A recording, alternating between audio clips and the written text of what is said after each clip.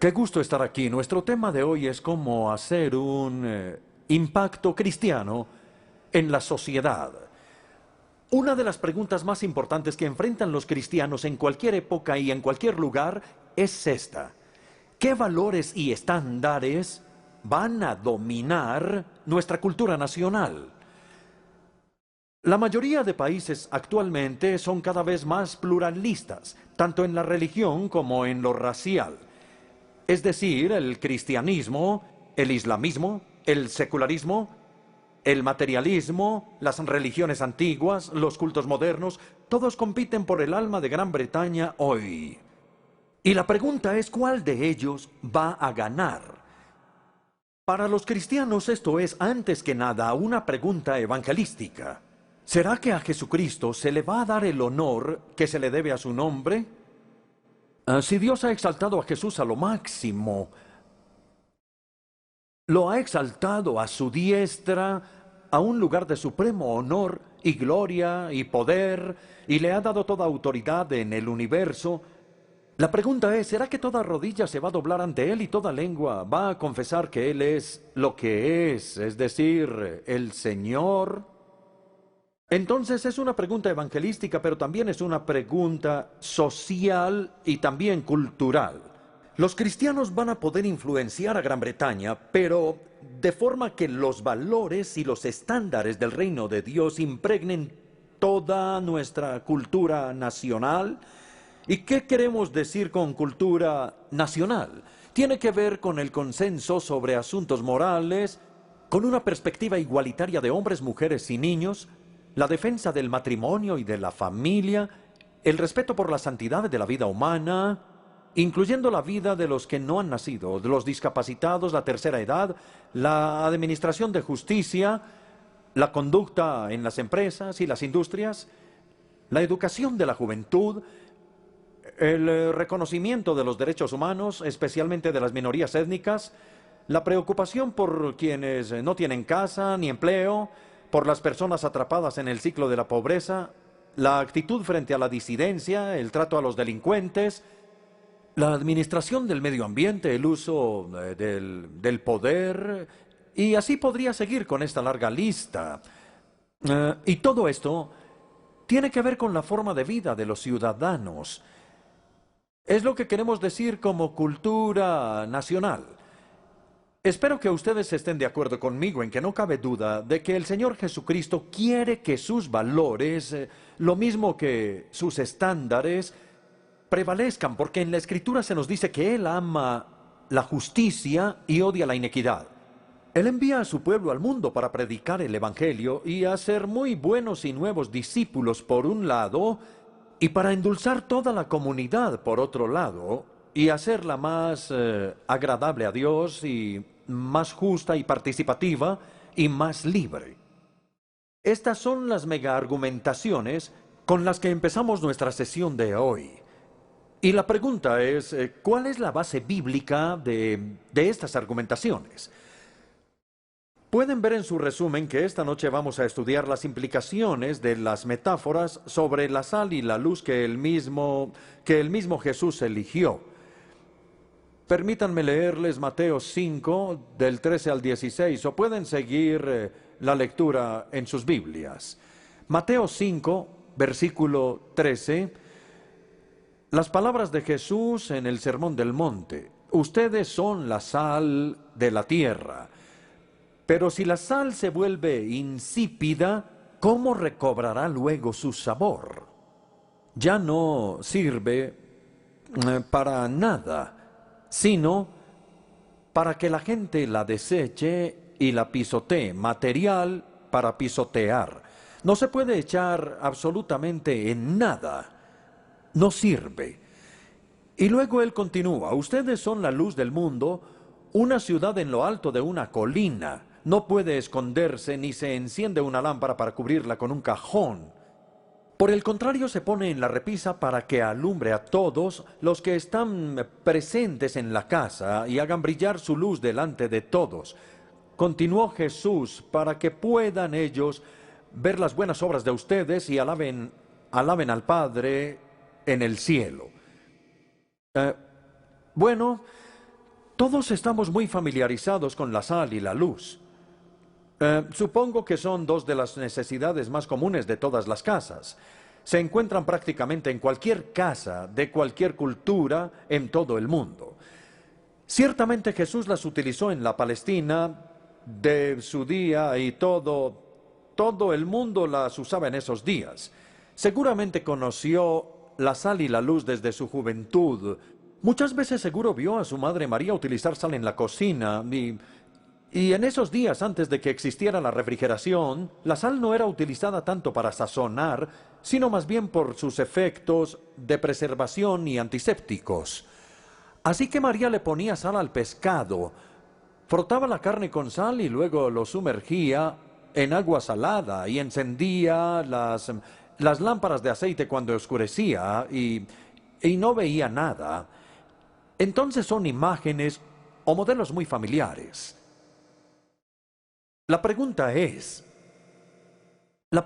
si Jesús eligió a su gusto estos modelos, ¿qué había en su mente al hacerlo? Yo creo que Jesús buscaba indicar el impacto o la influencia que él quería que sus discípulos tuvieran en el mundo. ¿Qué quería decir? ¿Qué podemos deducir legítimamente de la elección que él hizo de estas dos metáforas? Es la pregunta que espero que no solo nos hagamos, sino que respondamos esta noche. Mi respuesta a la pregunta es que con estos modelos de la sal y la luz, Jesús estaba enseñando 4 verdades claras sobre sus seguidores. Ustedes tendrán que decidir si creen que mi exégesis es legítima o no. Espero que en este momento ya tengan buenos principios de interpretación bíblica y que puedan determinar si lo que estoy diciendo es verdad o no. Primera verdad. Estas dos imágenes, la sal y la luz, contrastan dos comunidades o las ponen como antítesis entre sí. Por un lado está el mundo. Ustedes son la luz del mundo que con toda su maldad y tragedia es como una noche oscura. Y por otro lado está el ustedes que son la luz del mundo oscuro. O nuevamente por un lado está el mundo como una carne podrida o un pescado descompuesto, mientras que por el otro lado está el ustedes, quienes tienen que ser la sal de la tierra y prevenir la descomposición social. Nosotros podemos decir en nuestro propio idioma español que las dos comunidades son tan diferentes como el negro del blanco o el agua del aceite, pero Jesús eligió metáforas distintas y dijo que nosotros debemos ser tan diferentes como la sal lo es de la descomposición y como la luz de la oscuridad. Yo creo que ustedes saben, porque todos son buenos estudiantes de la Biblia, que este es un tema fundamental de toda la Biblia, es decir, que Dios ha llamado a un pueblo para sí mismo que debe ser diferente. Este pueblo debe ser su pueblo especial, que debe ser diferente de la cultura predominante que lo rodea. Sean santos, dice Dios a su pueblo, como yo soy santo. Quiero darles algunos ejemplos, primero del Antiguo Testamento. En Levítico, capítulo 18, Dios le dice a su pueblo a través de Moisés: no imitarán ustedes las costumbres de Egipto, donde antes habitaban, ni tampoco habrán de imitar las de Canaán, a donde yo los conduzco. No se conducirán según sus estatutos, sino que pondrán en práctica mis preceptos y observarán mis leyes. Pueden ver que hay un llamado para ser fundamental y radicalmente diferentes del mundo que nos rodea. Ahora pasemos al Nuevo Testamento y al Sermón del Monte. En Mateo capítulo 6 se registra exactamente que Jesús dijo: no sean como ellos. Solo 4 palabras: no sean como ellos. Ellos son paganos, ustedes no los imiten. Ellos son hipócritas, no sean como ellos. Y si pasamos de los evangelios a las epístolas, veremos que hay una palabra maravillosa en Romanos capítulo 12, versículos 1 y 2. No se amolden al mundo actual, sino sean transformados mediante la renovación. la renovación de su mente. Es la primera lección. No creo que sea convertida. Creo que sea muy claro que Jesús nos llamó a ser radicalmente diferentes del mundo que nos rodea. Los cristianos deben penetrar o impregnar la sociedad. Aunque somos espiritual y moralmente distintos, no debemos estar aislados del mundo. Por el contrario, hagan brillar su luz delante de todos. Permitan que la luz penetre en la oscuridad. No enciendan la lámpara para ponerla debajo de la cama. No la pongan en algún lugar escondido. Pongan la lámpara en una repisa y permitan que la luz ilumine la casa. En otras palabras, permitan que las buenas noticias de Jesucristo, quien es la luz del mundo, se esparzan por toda la sociedad, por sus palabras y sus obras. Y si eso se aplica a la luz, también se aplica a la sal. La sal debe penetrar la carne. La lámpara no sirve para nada si se guarda en un lugar escondido, y la sal no sirve para nada si se queda en el salero o en el recipiente de la sal, como lo llaman algunos. La luz debe brillar en la oscuridad y la sal debe penetrar en la carne. Entonces, nuevamente creo que van a estar de acuerdo conmigo en que ambos modelos y metáforas ilustran el proceso de penetración o infiltración o impregnación. Pero aún así muchos de nosotros nos ponemos en un lugar escondido y nos quedamos cómodamente sentados en los aleros eclesiásticos elegantes. Pero Jesús nos llama a salir y penetrar la sociedad para Él. No sé si hayan escuchado hablar de la Sociedad Fabiana. La Sociedad Fabiana fue fundada en 1884 por personas bien conocidas como George Bernard Shaw, Sidney Ware y otros, y el propósito de la Sociedad Fabiana era hacer a Gran Bretaña socialista. No a través de la revolución, no por medio de la intriga y la conspiración, sino por una política de infiltración, especialmente infiltrando los partidos conservador y liberal, porque en este momento no había partido laborista. Más adelante, H.G. Wells tuvo una pelea con los padres fundadores y declaró que la política de infiltración había sido un fracaso. H.G. Wells dijo que habían logrado impregnar la sociedad británica con el célebre socialismo, que la habían logrado impregnar tanto como un ratón puede impregnar fácilmente a un gato. En otras palabras, ellos terminaron siendo tragados por la sociedad en vez de impregnarla. Creo que podemos dejar ahí el segundo punto, que dice que los cristianos debemos impregnar o penetrar la sociedad no cristiana. Ahora, en tercer lugar, esta es un poco más controvertida y probablemente no todos los cristianos estarían de acuerdo con lo que voy a decir, pero haré mi mejor esfuerzo porque ustedes, que son un grupo muy educado e inteligente, me entiendan. Entonces vamos. En tercer lugar, los cristianos pueden influenciar e incluso cambiar la sociedad no cristiana. La sal y la luz son artículos muy efectivos. Cambian el ambiente en el que son o pueden ser introducidos. Y así, cuando la sal es introducida en la carne o en el pescado, algo sucede. Se previene la descomposición bacterial. Cuando la luz se enciende, algo sucede. La oscuridad se disipa. Además, la sal y la luz tienen efectos complementarios. La influencia de la sal es más que todo negativa. Previene la descomposición bacterial. Pero la influencia de la luz es más que todo positiva. Ilumina la oscuridad. De esta manera, Jesús pretende que la influencia de los cristianos sea tanto negativa como positiva. Negativa para prevenir el avance del mal en la sociedad y positiva para promover la propagación de la verdad y la bondad, y especialmente del Evangelio. Ahora bien, si esto es así, naturalmente nos preguntamos por qué nosotros, los cristianos, no tenemos un efecto mayor en la sociedad. Observamos las tendencias del deterioro de la sociedad. Vemos la injusticia social, el conflicto racial y étnico, el desempleo y la pobreza, personas en la calle, corrupción en los lugares de preeminencia, promiscuidad sexual y el aumento del SIDA, y una falta de valor hacia la santidad de la vida humana. Son algunos estándares que vemos alrededor de nosotros y que muestran el deterioro de la sociedad. La pregunta que debemos hacernos es: ¿a quién culpar? ¿Quién tiene la culpa de que la sociedad vaya mal? Estamos acostumbrados, por supuesto, a culpar a todo el mundo, menos a nosotros mismos. Y es verdad que las personas son responsables de su propia conducta, yo no lo niego, no.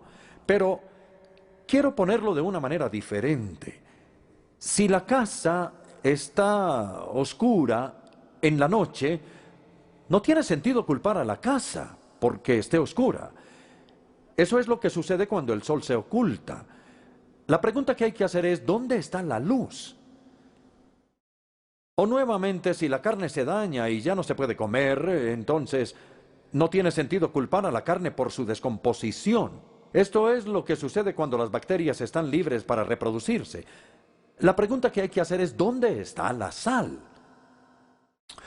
Igualmente, si la sociedad se vuelve corrupta como la noche oscura, o si el pescado de pronto se vuelve podrido, no tiene sentido culpar a la sociedad por la corrupción.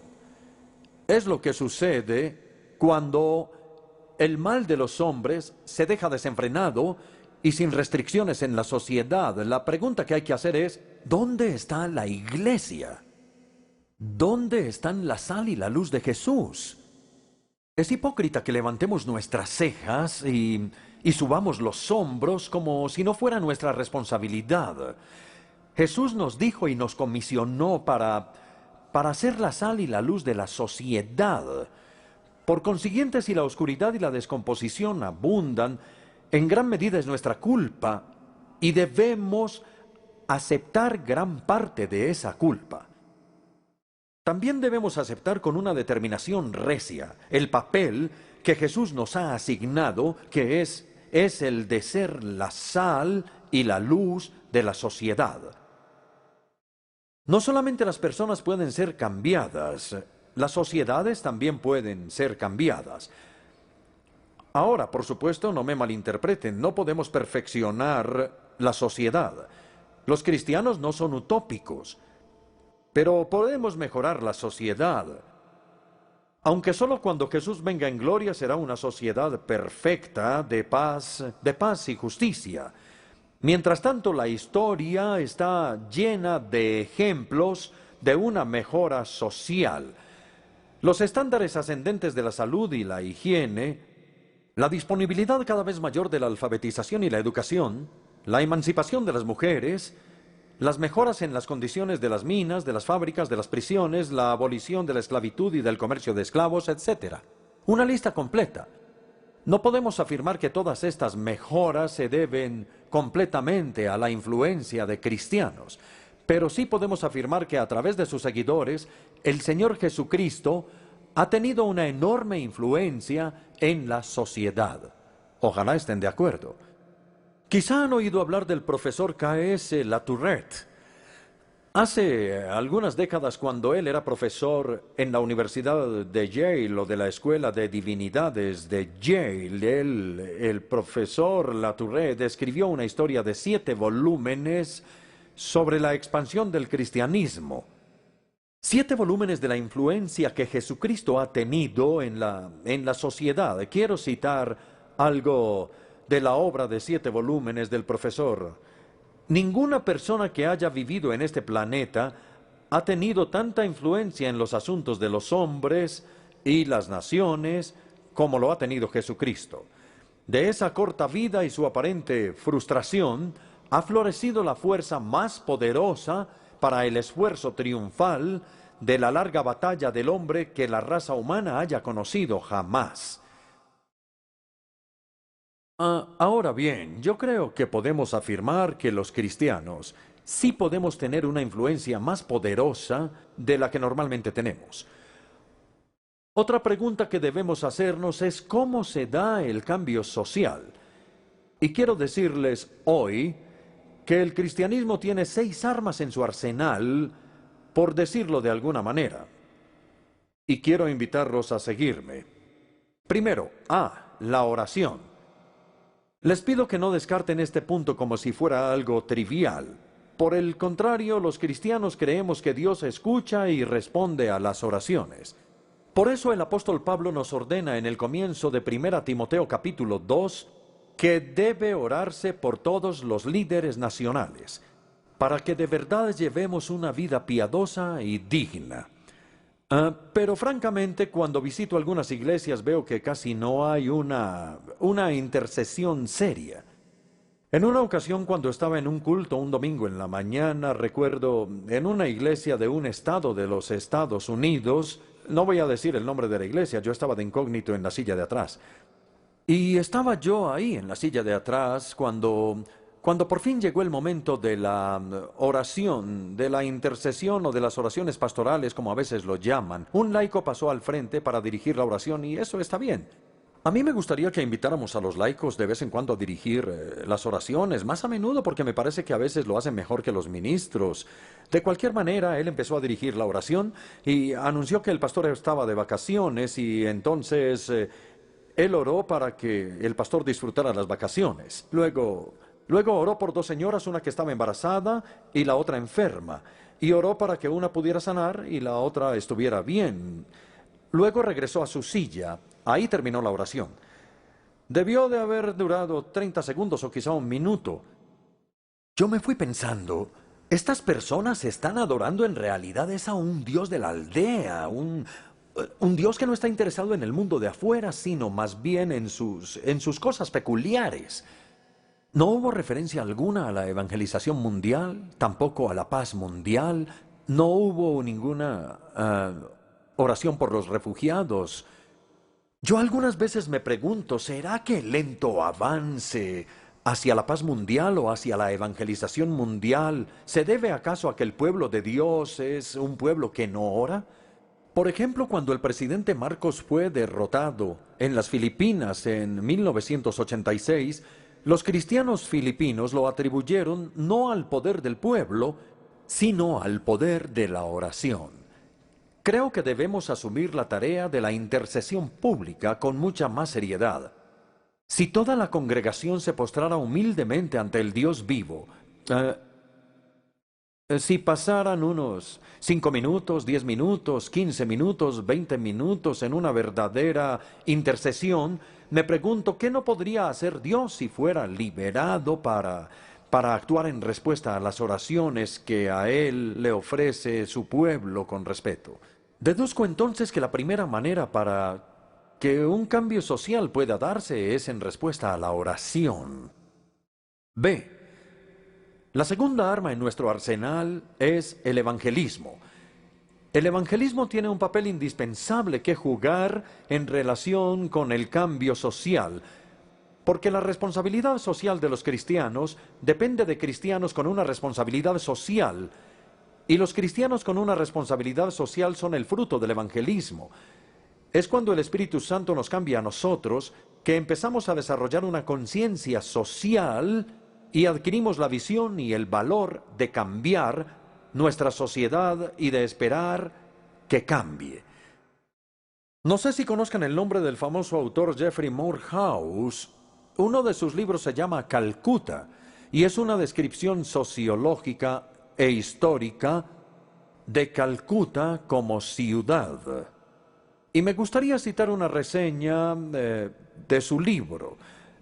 Lo que invariablemente cambia el equilibrio del desespero de la fe es la persona que se levanta por encima de la situación.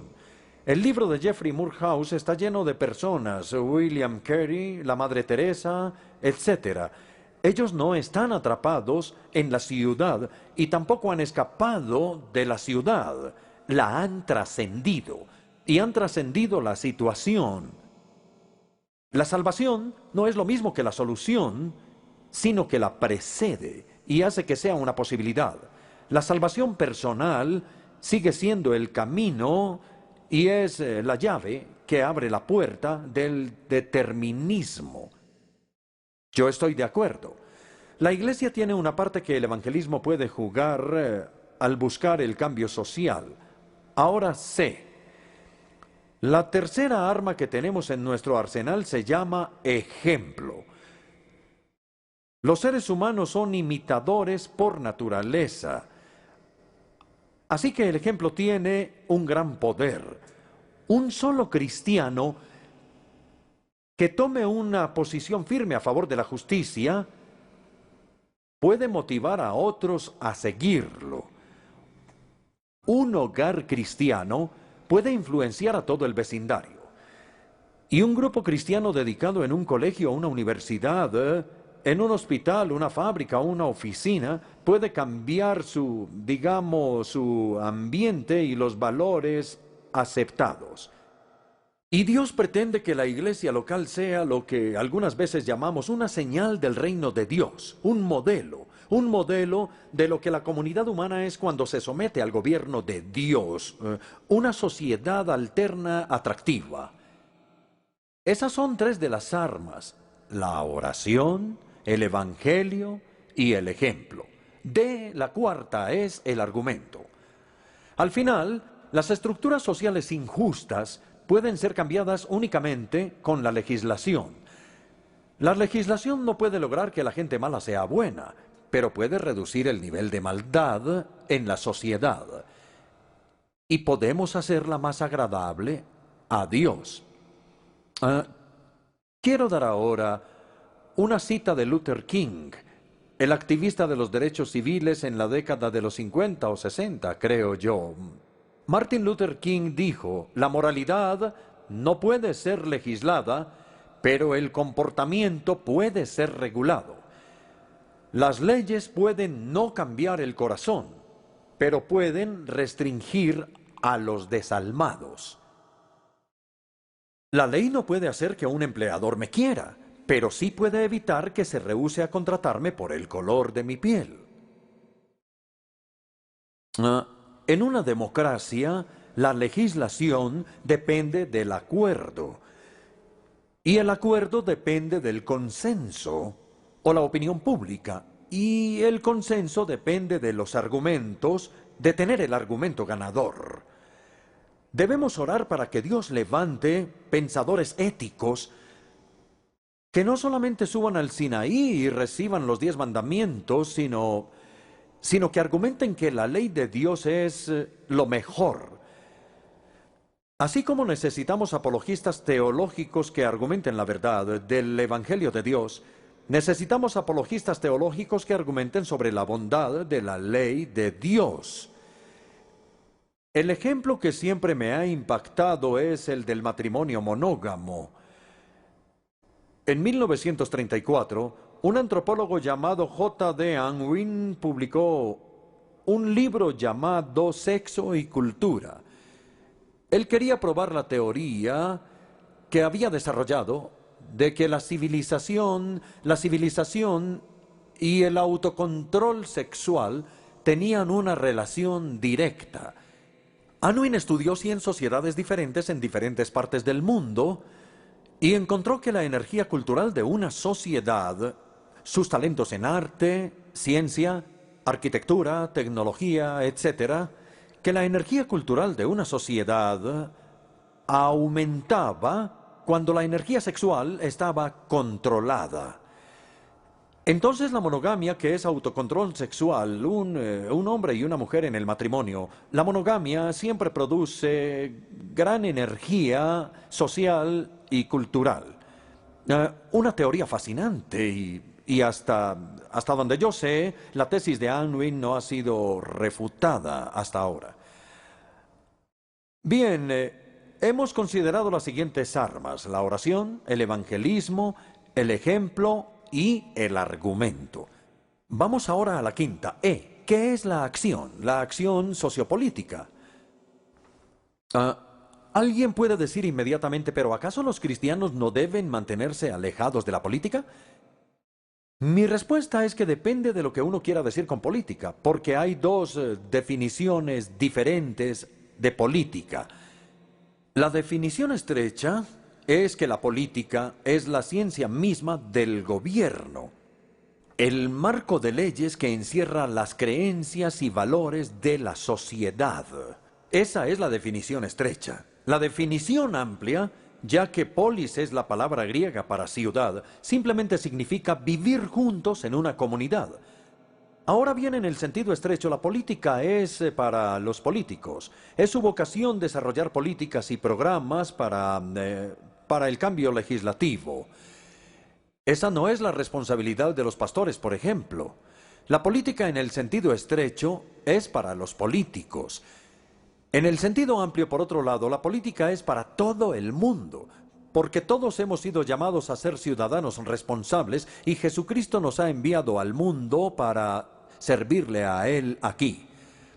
Además, los políticos nunca podrían tener éxito y sus políticas nunca podrían llegar a ser leyes, al menos sin un movimiento de apoyo público del electorado en pleno. Tenemos la responsabilidad de ser ciudadanos conscientes y de ejercer nuestros derechos democráticos, de votar e influenciar los votos de otras personas, de hablar de los asuntos justos y actuales, de participar en las protestas públicas pacíficas y de testificar, y de esta manera podemos ser sal y luz para la sociedad. F, la sexta arma, es el sufrimiento. En otras palabras, la disposición a sufrir por lo que creemos. El sufrimiento en realidad es la prueba de nuestra autenticidad como cristianos. Tanto el evangelismo como la acción social son actividades muy costosas porque ni el evangelio de Cristo ni los estándares morales de Cristo son populares. Desafían nuestro egoísmo y nuestra autoindulgencia. Los que defienden la ley de Dios y los que defienden el evangelio de Dios están destinados a sufrir por esto. Por tanto, hemos considerado las 6 armas: oración, evangelismo, ejemplo, argumento, acción y sufrimiento. Cada una de ellas es un arma poderosa y juntas constituyen un arsenal formidable. Así que no subestimemos la influencia que una minoría cristiana puede tener o ejercer. Creo que ustedes en su resumen tienen el nombre de Robert Bellah. Robert Bellah fue un profesor de la Universidad de California en Berkeley. Era un experto en asuntos japoneses y coreanos. Era un hombre cristiano bien conocido por su libro Los hábitos del corazón.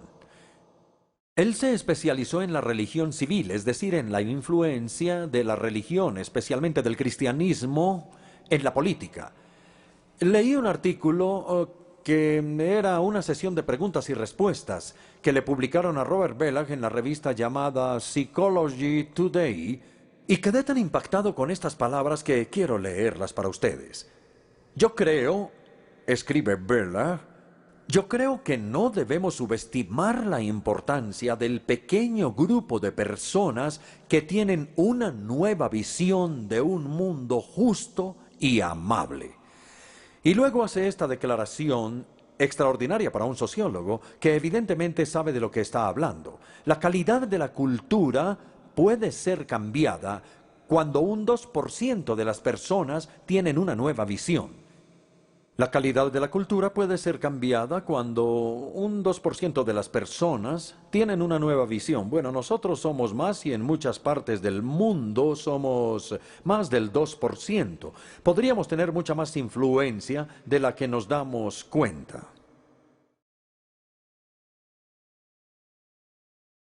Los cristianos deben retener sus distintivos cristianos. La sal debe retener su salinidad, o de otro modo no sirve para nada, sino para que sea desechada y pisoteada. De igual manera, la luz debe retener su brillo, o de otro modo nunca disipará la oscuridad. Si nosotros como cristianos queremos influenciar la sociedad, no solo debemos penetrar o impregnar la sociedad, sino que debemos rehusarnos a amoldarnos a ella. Debemos retener nuestras convicciones cristianas, los valores, estándares y estilo de vida del reino de Dios. De otra manera, no tendremos efecto, no haremos ningún impacto en la sociedad. ¿Cuáles son los distintivos cristianos? ¿Qué debemos retener? ¿Cuál es la sal que debe penetrar en la carne y cuál es la luz que debe brillar en la oscuridad? La respuesta está en lo que el resto del Sermón del Monte nos dice claramente. Porque en el Sermón del Monte Jesús describe a los ciudadanos del reino de Dios y a los miembros de su nueva sociedad. Yo elegí 3 distintivos. Cristo nos llama a una justicia mayor. Mateo 5, versículo 20, dice así, palabras de Jesús. Porque les digo a ustedes que no van a entrar en el reino de los cielos, a menos que su justicia supere la de los fariseos y de los maestros de la ley, no irán al reino de los cielos. Yo creo que los discípulos de Jesús debieron de haber quedado absolutamente atónitos cuando escucharon estas palabras de los labios de Jesús, porque los escribas y los fariseos eran las personas más justas de la tierra. Nadie afirmaba ser más justo que ellos. Ellos calcularon que la ley tenía 248 mandamientos y 365 prohibiciones, lo que unido da un total de 613 reglas y regulaciones. Y ellos decían, las hemos cumplido todas. No hay una sola que hayamos desobedecido. Pero ahora viene Jesús y dice que a menos que seamos más justos que las personas más justas de la tierra, no entraremos para nada en el reino de Dios. Ellos debieron de haberse preguntado, ¿será que perdió la razón? ¿Qué será lo que quiere decir? Ustedes saben la explicación. La justicia cristiana es mayor que la justicia de los fariseos porque es más profunda. Es una justicia del corazón. Entonces Jesús podía decir, la ley dice, no matarás. Pero yo les digo, si alguno se enoja con su hermano, en su corazón. Y nuevamente la ley decía, no cometerás adulterio, pero él dice, el que mire a una mujer con lujuria, ya ha cometido adulterio con ella en su corazón. La justicia cristiana es una justicia del corazón, y se necesita un corazón nuevo por medio del nuevo nacimiento. Entonces Cristo nos llama a una justicia mayor. Cristo nos llama a un amor más ancho. Mateo 5:43. Jesús dice, ustedes han oído que se dijo, ama a tu prójimo y odia a tu enemigo. Aquí todo el mundo sabe que escandalosamente se está citando mal el Antiguo Testamento. La ley decía, amarás a tu prójimo como a ti mismo. Y ahí terminaba. Fueron los fariseos quienes parecieron haber cedido a la casuística moral y dijeron, pensemos un momento, ¿tengo que amar a mi prójimo? Está bien, entonces, ¿quién es mi prójimo? Al que tengo que amar. Nunca había pensado en eso antes. Mi prójimo son mis conciudadanos, los otros judíos. Yo puedo amar a mi prójimo si ese es mi prójimo. Eso significa que la ley dice que uno puede odiar a su enemigo si solo hay que amar al prójimo. Pueden ver lo casuísticos que eran. Y Jesús respondió, no. Su prójimo en el vocabulario de Dios incluye a sus enemigos. El versículo 44 dice, pero yo les digo, amen a sus enemigos y oren por quienes los persiguen. Hagan bien a quienes los odian para que sean verdaderos hijos de su Padre que está en el cielo. Él hace que salga el sol sobre malos y buenos, y que llueva sobre justos e injustos, sobre justos e injustos. En otras palabras, el amor de Dios nos abarca a todos. Él no solo ama a su prójimo y odia a sus enemigos, no, Él ama a todo el mundo. Y nosotros también debemos hacer que nuestro amor abarque a todo el mundo, incluso a nuestros enemigos. Si amamos solamente a quienes nos aman, entonces no somos mejores que los no creyentes. Ellos también aman a quienes los aman. Ellos dicen, tú me ayudas, bueno, yo también te ayudo. Pero si ustedes quieren ser hijos auténticos de su Padre Celestial, continúa diciendo Jesús, entonces deben amar a sus enemigos como Dios los ama. Y nuestro enemigo es la persona que nos muestra un cuchillo o un arma, o que quiere llevarse algo que para nosotros es más precioso aún que la vida, es decir, nuestro buen nombre. Debemos amar a todos como lo hace el Padre Celestial. Eso me lleva al tercer ejemplo que nos hace distintos. Cristo nos llama a una ambición más noble. Todos los seres humanos somos ambiciosos. La ambición es simplemente el deseo de tener éxito. Y nuestra ambición, en palabras de Jesús, es lo que buscamos, en lo que ponemos nuestros corazones, el bien supremo al que dedicamos nuestras vidas. ¿Qué es eso? Bueno, al final de Mateo 5 se nos dice, finalmente solo hay dos opciones. Versículo 32. Podemos estar preocupados por nosotros mismos, por nuestra propia comodidad material, por lo que comemos, lo que bebemos, lo que nos ponemos. Versículo 33. Más bien busquen primeramente el reino de Dios y su justicia, y todas esas cosas les serán añadidas. Entonces Jesús dice que preocuparse por nuestro cuerpo, por nosotros mismos y por nuestro cuerpo, por la comida, la bebida y la ropa, es una meta inadecuada y desesperanzada para sus seguidores. En el Padre Nuestro, Jesús estableció las prioridades que debemos tener. Padre Nuestro, es tu nombre el que quiero que sea honrado, es tu reino el que quiero ver establecido, es tu voluntad la que quiero ver hecha, y de paso, no olvides, por favor, que también necesito el pan de cada día y el perdón y que me libres del mal. Pero debemos empezar por un interés por el nombre y el reino y la voluntad de Dios. Hace algunos años recibí por correo una copia gratuita de una nueva revista muy bonita llamada Acento. Y el título completo era Acento en la Buena Vida. Y yo estoy interesado en la buena vida, de modo que abrí la revista con gran interés. Y por dentro encontré publicidad atractiva de champaña, cigarrillos, comida, ropa, antigüedades, tapetes, una descripción de un fin de semana de compras en Roma y artículos sobre cómo tener un computador en la cocina, cómo ganar un crucero de lujo o 100 botellas de whisky escocés. Y lo que me interesó como hombre fue ver cómo 50 millones de mujeres no pueden estar equivocadas sobre sus elecciones de cosméticos. Y en los meses siguientes se prometían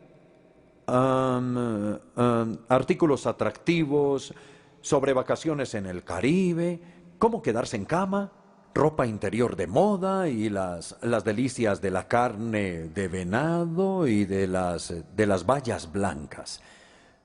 Todo acerca del cuerpo, cómo alimentarlo, cómo refrescarlo, cómo lubricarlo, cómo mantenerlo dulce con un olor dulce, todo acerca del cuerpo. Lo que uno quiere comer y beber y ponerse. Entonces Jesús dice que es inadecuado. Resumamos. Este es el llamado de Jesucristo a una mayor justicia, una justicia del corazón, a un amor más ancho, el amor a nuestros enemigos, a una ambición más noble, el reino de Dios y la justicia de Dios. Y sólo así nuestra sal retendrá su salinidad, y sólo así nuestra luz retendrá su brillo. Y sólo así seremos la sal y la luz para nuestra sociedad. Llegamos a la conclusión. Quiero decirles que necesitamos, quizá la mayoría de nosotros, yo lo necesito todo el tiempo, necesitamos un doble arrepentimiento. De las cosas en las que hemos cedido. Jesús nos muestra, a manera de antítesis, su camino y el camino del mundo. Un camino angosto que lleva a la vida y el camino ancho que lleva a la destrucción, y nos insta a elegir. Así que volvámonos a la necedad de nuestro corazón y dejemos esas cosas a las que hemos cedido y hagamos a Jesucristo el Señor de cada parte de nuestra vida. Y luego debemos dejar o arrepentirnos de nuestro pesimismo. Si la hipocresía cristiana es horrible, el pesimismo cristiano es más horrible. Los cristianos no tenemos derecho a ser pesimistas.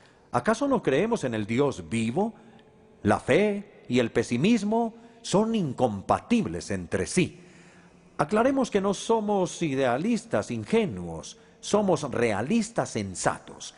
Sabemos que el pecado está incrustado en la naturaleza humana y en la sociedad humana. No esperamos construir una sociedad utópica en la tierra, como ya lo hemos dicho, pero también sabemos que el Evangelio tiene un poder transformador y que Cristo nos ha comisionado para ser una sal y una luz en la comunidad. Arrepintámonos de las cosas a las que hemos cedido y de nuestro pesimismo. Ofrezcámonos como agentes de cambio. Su nueva comunidad en medio de la antigua. Su sal para prevenir la descomposición social. Su luz para brillar en la oscuridad y disiparla. Y no nos excusemos desarrollando un complejo de minoría. Quiero terminar con un verso que repetiremos todos en un momento, pero yo lo voy a decir primero, si ustedes me permiten. Yo soy solo uno, pero soy uno. No puedo hacerlo todo, pero puedo hacer algo. Lo que puedo hacer, debo hacerlo, y lo que debo hacer por la gracia de Dios, lo voy a hacer. Espero que podamos ir a casa esta noche con esa seguridad en nuestra mente y vamos a orar.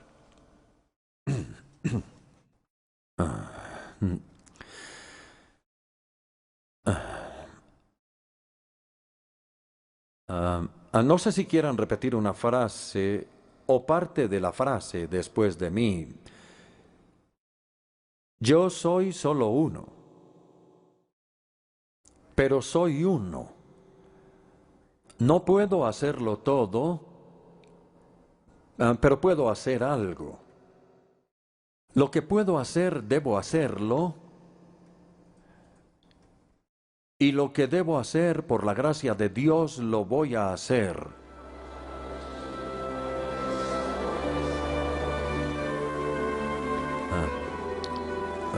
Muchísimas gracias.